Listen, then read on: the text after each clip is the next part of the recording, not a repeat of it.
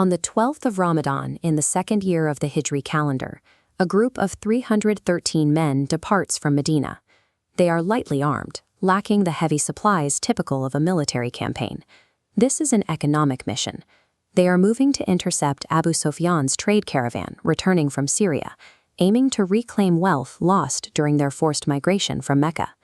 But the mission changes. Abu Sufyan detects the interception plan, diverts his caravan toward the treacherous coastline of the Red Sea, and sends a rider toward Mecca to demand a rescue force.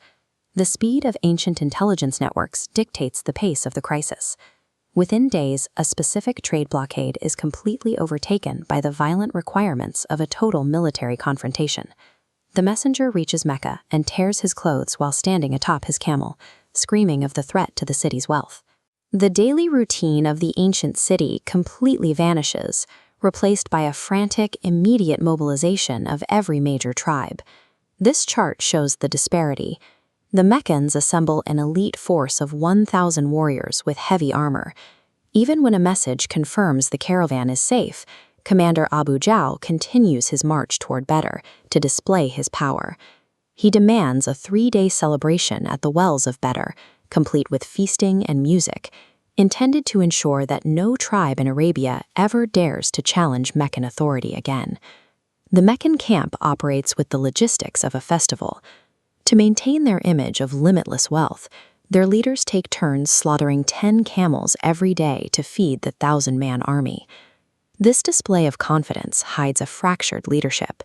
Utbah bin Rabia, one of their most senior commanders, realizes the caravan is already safe and attempts to negotiate a retreat to prevent unnecessary bloodshed between relatives. Abu Jahl effectively silences him. He publicly labels Utbah a coward and weaponizes the fact that Utbah's own son has joined the Muslims, turning the council of war into a test of tribal loyalty. Utbah, the man who just argued for peace, finds himself wrapping a cloth around his head and drawing his sword. A leader compelled into a fight he knows is unnecessary by the social pressure of his peers. In the Muslim camp, the atmosphere is different. Despite being positioned in this unforgiving terrain and facing a force 3 times their size, the soldiers experience a deep collective tranquility known as sakina, falling into a restful sleep even as the enemy approaches. During the night, scouts capture 2 water bearers from the Meccan camp. Their interrogation reveals a critical detail. Almost every major tribal leader from the Meccan aristocracy is present on the field. Despite his small numbers, the Prophet Muhammad maintains a strict code of ethics. 2 soldiers, Hudayfa and Abu Hussein, had promised the Meccans they would not fight in exchange for their release. The Prophet honors that pact and dismisses them from the ranks, stating they will rely on divine support rather than a broken promise. The internal unity of the group is visible in small moments. When a soldier named Sawad is nudged back into line with a stick, he jokingly demands the right to nudge back.